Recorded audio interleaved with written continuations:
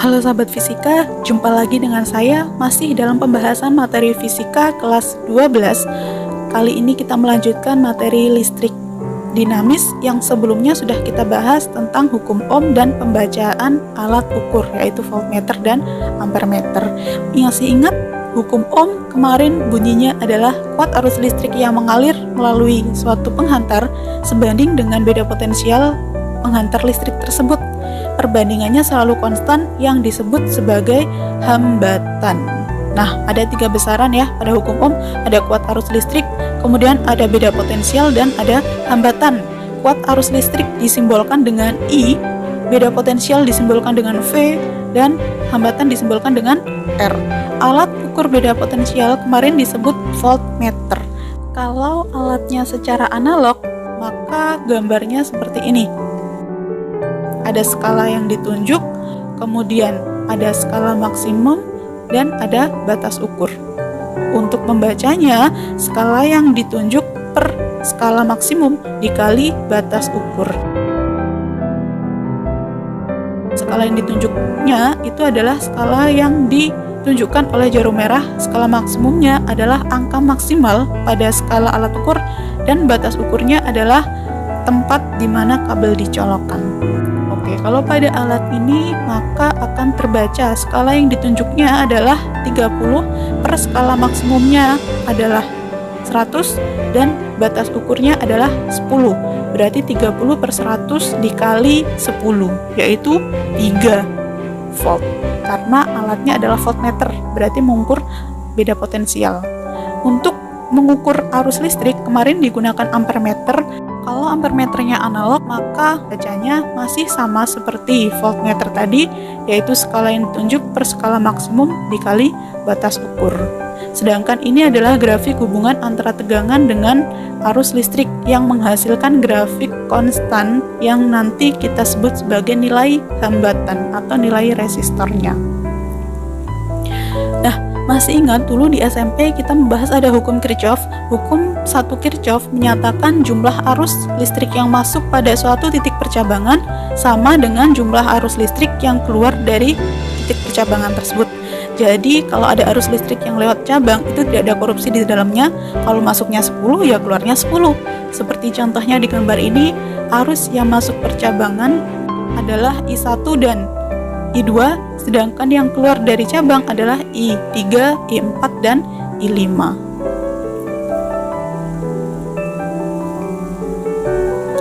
Nah, pada pembelajaran kali ini akan kita bahas rangkaian hambatan pengganti untuk rangkaian seri, rangkaian paralel, rangkaian gabungan seri dan paralel, serta rangkaian jembatan Wheatstone. Untuk rangkaian seri, rangkaian paralel, dan rangkaian gabungan dulu di SMP sudah pernah diajarkan pada kelas 9 kalau nggak salah. Sedangkan di SMA ini ada satu rangkaian baru yang harus kalian kenal karena dia tidak termasuk di rangkaian seri, paralel maupun rangkaian gabungan yang disebut dengan rangkaian jembatan Wheatstone. Nah, kita bahas rangkaian yang pertama yaitu rangkaian seri. Rangkaian seri itu bisa terdiri dari 2 atau lebih hambatan ya. Biasanya disusunnya secara berjejer. Kalau misal kita baris itu kayak jejer gandeng tangan ke samping. Nah, itu adalah rangkaian seri. Ciri dari rangkaian seri itu adalah selain tadi hambatannya disusun secara berjejer dalam satu kabel memanjang, itu nilai arus listrik pada masing-masing hambatan itu besarnya sama. Jadi arus listrik yang melewati R1, R2, dan R3 itu nilainya sama besar dan nilainya sama dengan total arus yang mengalir pada rangkaian. Jadi arus yang melewati A itu sama dengan arus yang melewati R1, sama dengan arus yang melewati R2, juga sama dengan arus yang melewati R3 atau kita sebut I3, sama dengan I total pada rangkaian. Nah, kalau kita tulis persamaannya berarti I total sama dengan I1, sama dengan I2, sama dengan I3. Maka kalau kita ingat hukum Ohm tadi yang ada 3 besaran VIR yaitu V, I, dan R, karena nilai I-nya sama berarti kalau R-nya berbeda, nilai V-nya juga akan berbeda. Sehingga V total pada rangkaian itu didapatkan dari penjumlahan tegangan dari masing-masing hambatan. Berarti V totalnya itu didapat dari V1 ditambah V2 ditambah V3. Itu adalah V totalnya. Maka akan berlaku juga untuk nilai hambatan totalnya. Hambatan totalnya atau R pengganti seri itu bisa didapat dengan penjumlahan dari masing-masing hambatannya, yaitu R1 ditambah R2 ditambah R3. Itu adalah cara untuk mencari hambatan pengganti seri. Nah, cirinya itu ya.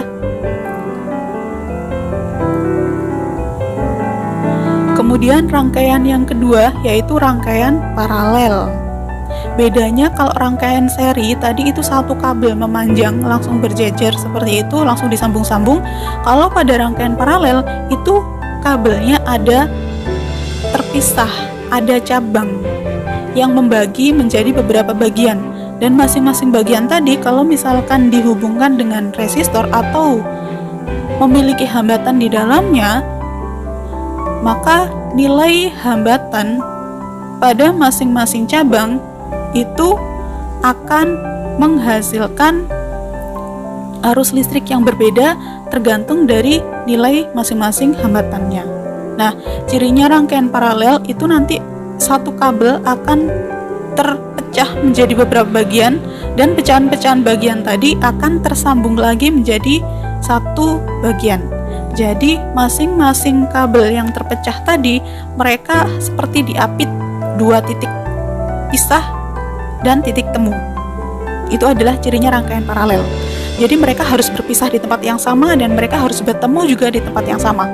Mereka hanya beda jalan, tapi mereka start dan finish di tempat yang sama. Itu adalah rangkaian paralel. Pada rangkaian paralel, ciri-cirinya adalah tegangan listrik yang mengalir pada tiap hambatan itu nilainya sama. Jadi nanti tegangan pada R1 sama dengan tegangan pada R2 sama dengan tegangan pada R3. Sama dengan tegangan total pada rangkaian paralel. Kalau kita ingat hukum Ohm yang VIR tadi ya, V sama dengan I kali R, karena nilai V-nya sama, maka jika nilai R1, R2, dan R3 berbeda, nilai I1, I2, dan I3 otomatis juga berbeda. Sesuai dengan bunyi hukum Kirchhoff yang menyatakan bahwa arus yang masuk ke percabangan sama dengan total arus yang keluar dari cabang. Berarti I totalnya itu sama dengan I1 ditambah I2 ditambah I3. I1 itu I2 dan I1, I2 dan I3 itu sebagai arus keluarnya, sedangkan I totalnya itu adalah arus masuknya. Berarti I total sama dengan I1 ditambah I2 ditambah I3. Maka kalau kita kembalikan lagi ke hukum Ohm, V sama dengan I kali R, sehingga I-nya sama dengan V per R, dan V di R1, R2, R3 itu nilainya sama, maka hubungan R totalnya bisa kita dapatkan 1/R total sama dengan 1/R1 ditambah 1/R2 ditambah 1/R3. Itu adalah rangkaian hambatan pengganti untuk rangkaian paralel. Nah, rangkaian terakhir adalah rangkaian yang baru, yaitu rangkaian jembatan Wheatstone. Rangkaian jembatan Wheatstone ini biasanya terdiri dari 5 hambatan. Yang kelimanya itu disusun tidak secara seri, juga tidak secara paralel. Jadi tidak bisa dikerjakan secara rangkaian seri, juga tidak bisa dikerjakan secara rangkaian paralel. Nah, ada 3 bentuk yang biasanya sering digambarkan untuk rangkaian jembatan Wheatstone, tapi sebenarnya ini bentuknya sama aja sih. Ada R1, R2, R3, R4, dan R5 di tengah yang memisahkan masing-masing hambatan tadi. Contohnya yang digambar pertama itu kan ada R1 dan R2 terpisah atau bercabang ya dari satu kabel. Tapi kemudian R1 dan R2 tadi itu tidak ketemu di satu titik yang sama karena R1 dan R2 dipisahkan oleh R5. Nah, maka tidak bisa kita sebut sebagai rangkaian paralel. Begitu juga dengan R3 R3 dan R4. Mereka bertemu di satu titik yang sama, tapi mereka tidak terpisah dari titik yang sama karena mereka terpisah dari ujung-ujung yang berbeda dari R5. Sehingga R3 dan R4 itu tidak bisa kita sebut juga sebagai rangkaian paralel.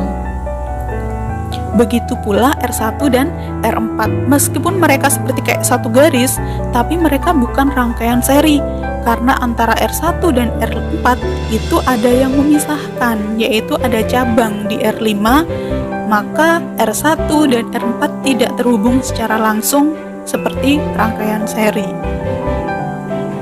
Nah, bentuk pertama, bentuk kedua, bentuk ketiga itu sebenarnya sama bentuk konsepnya ya.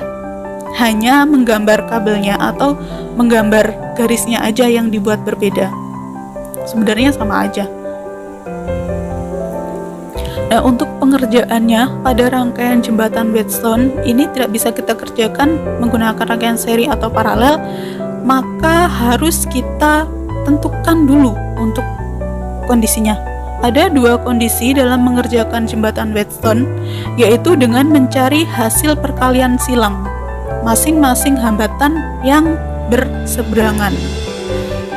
Dari rangkaian tadi ada R1 berseberangan dengan R3, R2 berseberangan dengan R4. Kalau R1 kali R3 dan R2 dikali R4 nilainya tidak sama, maka cara pertama yang kita gunakan adalah mencari hambatan pengganti untuk R1, R2, dan R5. Hambatan penggantinya adalah RA, RB, dan RC. Bagaimana cara mencari nilai RA, RB, dan RC? Kita bisa gunakan persamaan ini. Nanti RA, RB, RC itu menggantikan R1, R2, dan R5. Sedangkan RA itu letaknya mengapit R1 dan R2.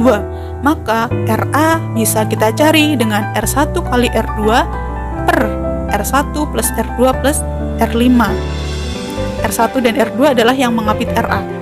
Berarti RB-nya nanti bisa kita cari dari R1 dikali R5 karena RB mengapit R1 dan R5 per R yang akan kita cari penggantinya tadi yaitu R1, R2, dan R5. Berarti R1 kali R5 dibagi R1 tambah R2 ditambah R5. Begitu pula RC, karena RC mengapit R2 dan R5, maka RC-nya didapat dari R2 dikali R5 per R1 plus R2 plus R5. Nah, kalau sudah kita temukan RA, RB, dan RC yang menggantikan R1, R2, dan R5, maka R1, R2, R5-nya dihapus, tinggal RA, RB, RC, seperti rangkaian ini. Nah, maka kalau sudah seperti ini, bisa kita kerjakan menggunakan konsep rangkaian seri atau paralel seperti biasa. Karena antara RB dengan R4 tidak ada yang memisahkan, tidak ada R5 yang memisahkan. Begitu pula antara RC dan R3 tidak ada yang memisahkan seperti tadi. Maka RC dan R3 langsung dirangkai secara seri, RB dan R4 juga dirangkai secara seri. Dua rangkaian seri tadi kemudian diparalel, maka bisa langsung hasil akhirnya R totalnya R paralel di seri dengan RA. Maka sudah kita dapatkan hambatan pengganti untuk rangkaian jembatan Wheatstone pada kondisi pertama. Sekarang kondisi kedua, kalau misal hasil perkalian silangnya sama, yaitu R1 dan R3 nilainya sama dengan R2 dikalikan R4, maka akan lebih mudah lagi kalau nilainya sama. Tinggal kita hilangkan aja R5, kita abaikan R5, dianggap nggak ada, langsung dihapus gitu aja udah rangkaian R5-nya. Maka kalau R5-nya udah nggak ada, nah rangkaiannya menjadi rangkaian seri paralel biasa, lebih mudah. R1 dirangkai seri dengan R4, begitu pula R2 dengan R3 dirangkai seri. Ada dua rangkaian seri atas bawah, berarti langsung diparalelkan. Maka hambatan penggantinya langsung ketemu. R seri atas dengan R seri bawah diparalel menggunakan persamaan yang seper tadi. Seper seperti tadi. Nah, maka hambatan penggantinya langsung ketemu. Nah, ada dua cara tadi ya untuk mencari hambatan pengganti pada jembatan Wheatstone, yaitu kalau hasil perkalian silangnya sama dan kalau hasil perkalian silangnya berbeda. Sekarang kita masuk ke contoh soal. Ada dua contoh soal, ada dua contoh gambar rangkaian hambatan. Bisa kita kerjakan menggunakan konsep yang tadi. Contoh yang pertama itu adalah rangkaian seri paralel biasa. Ini adalah rangkaian gabungan. Ada R1, R2, dan R3 yang dirangkai secara paralel, kemudian ketiganya dirangkai secara seri dengan R4. Nah, untuk mengerjakan seperti ini, maka bisa kita dahulukan yang rangkaian paralel dulu. R1, R2, dan R3 kita mencari R paralelnya. Nah, mencari R paralel tadi menggunakan persamaan yang seper-seper. Maka seper R paralelnya adalah seper R1 ditambah seper R2 ditambah seper R3. Tinggal kita masukkan nilai R1, R2, dan R3. Kalau nilainya berbeda, kita samakan penyebutnya menggunakan KPK, yaitu 2, 3, dan 6. KPK-nya adalah 6. Langsung aja di atas 6 bagi 2, 3, 6 bagi 3, 2, 6 bagi 6, 1. Hasilnya adalah 6/6. Maka R paralelnya nilainya adalah 6/6 atau 1. Kalau sudah ketemu hambatan pengganti untuk rangkaian paralelnya, tinggal kita serikan langsung dengan R4. R4 dan R paralel menggunakan rangkaian seri, berarti langsung ditambahkan. R totalnya yaitu R paralel ditambah R4. R paralel tadi ketemu 1, R4 nilainya juga 1. Berarti R totalnya adalah 2 ohm. Nah, karena yang ditanyakan adalah nilai sumber tegangan V, dan di sini sudah diketahui nilai arus listriknya yaitu 7,2 ampere, maka kita gunakan hukum ohm seperti tadi yang bunyinya adalah VIR. V sama dengan I dikali R. Dengan V adalah sumber tegangan, nilai tegangan yang dicari, dan R-nya adalah nilai hambatan total, dan I-nya adalah nilai I total. Karena I yang diketahui adalah I yang mengalir di R4 dan R4 adalah rangkaian seri, di konsep rangkaian seri tadi, arus yang mengalir pada hambatan seri nilainya sama dengan arus total. Maka langsung dimasukkan saja I-nya 7,2, R totalnya adalah 2. Berarti nilai V-nya pada rangkaian ini adalah 7,2 dikali 2, nilainya adalah 14,4. Pada soal nomor 2, rangkaiannya seperti pada gambar rangkaian jembatan Wheatstone ya. Jadi ada 5 rangkaian hambatan, yaitu R1, R2, R3, dan R4 serta R5 yang mereka dirangkai bukan menggunakan rangkaian seri maupun rangkaian paralel. Nah, untuk rangkaian jembatan Wheatstone tadi ada 2 kondisi yang harus kita pertimbangkan. Yang kondisinya itu kita cari dengan perkalian silang masing-masing hambatan yang saling berseberangan. Berarti R1 dengan R3, R2 dengan R4. Kalau kita lihat di sini, R1 kali R3 nilainya adalah 12 kali 3, yaitu 36. Begitu pula R2 dengan R4, 3 kali 12, nilainya ternyata juga 36. Berarti hasil perkalian silangnya sama, kita gunakan kondisi yang kedua. Maka R5 langsung dihapus atau dianggap tidak ada. Nah, kalau R5-nya langsung dianggap tidak ada, maka R1 dengan R4 bisa langsung kita rangkaian seri. Begitu pula R2 dengan R3 langsung kita rangkaikan seri. Karena rangkaian seri berarti R totalnya ditambah, maka R yang atas R1 dengan R4, 12 tambah 12 nilainya 24. Begitu pula yang bawah R2 ditambah R3 nilainya 3 tambah 3 yaitu 6.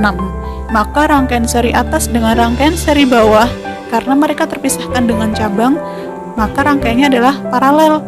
Menggunakan persamaan paralel seperti tadi, seper R atas ditambah seper R bawah, seper 24 ditambah seper 6.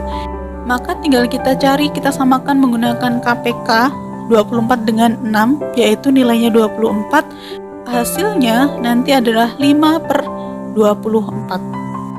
Ingat, 5/24 adalah nilai untuk seper RP, bukan nilai RP. Maka nilai RP RP-nya kita dapatkan dengan membalik angka 24-nya di atas, 5-nya di bawah. Berarti RP-nya 24/5 yaitu 4,8. Jadi nilai rangkaian pengganti untuk jembatan Bedstone adalah 4,8 ohm. Dari kesimpulan pembelajaran kita hari ini ada beberapa materi ya yang udah kita bahas. Yang pertama yaitu hukum 1 Kirchhoff yang membahas tentang kuat arus listrik yang melalui titik percabangan. Tidak ada korupsi di hukum 1 Kirchhoff. Total arus yang masuk cabang sama dengan total arus yang keluar dari cabang. Kemudian tadi ada rangkaian-rangkaian hambatan. Rangkaian pertama adalah rangkaian seri. Rangkaiannya, hambatannya langsung disusun berjajar dalam satu garis panjang, dalam satu kabel yang bersambungan. Sedangkan rangkaian paralel tadi, rangkaiannya kayak ditumpuk. Kalau baris berarti depan belakang seperti tadi. Dan rangkaian gabungan itu adalah rangkaian seri dan paralel yang dijadikan satu. Dan yang terakhir adalah rangkaian jembatan Bedstone yang biasanya terdiri 5 hambatan, yang untuk menyelesaikannya kita gunakan 2 kondisi tadi. Ada perkalian silang hambatan yang saling berseberangan. Kalau hasilnya tidak sama, kita gunakan kondisi pertama. Kalau hasilnya sama, kita gunakan kondisi kedua. Nah, demikian untuk pembelajaran listrik dinamis kita pada pertemuan kedua kali ini. Semoga kalian dapat memahami dan menerima materi pada sesi ini. Kalau misal masih ada yang belum jelas atau belum paham, boleh ditanyakan langsung. Akhir kata, saya akhiri untuk pertemuan kali ini ya. Terima kasih yang sudah menyimak sampai akhir. Sampai jumpa di pembahasan berikutnya. Salam fisika. Wassalamualaikum warahmatullahi wabarakatuh.